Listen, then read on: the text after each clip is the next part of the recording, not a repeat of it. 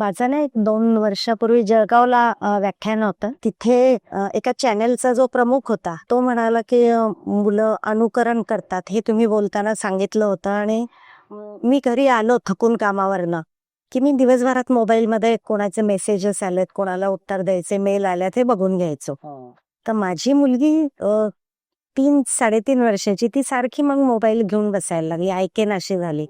तर तो मुद्दा माझ्या लक्षात आल्यामुळे पण मी ठरवलं की मी घरी आलो की ती झोपल्यावर मोबाईल बघेन, पण मी पुस्तक घेऊन बसायला लागलो. तर मुलं अनुकरण करतात ना, तर मग ती पण, तिला काही कळत नाही पण ती पुस्तक घेऊन ऐकतेच बसायला लागली. तर मला वाटतं की लहानपणापासून ही सवय लागणं खूप गरजेचं आहे.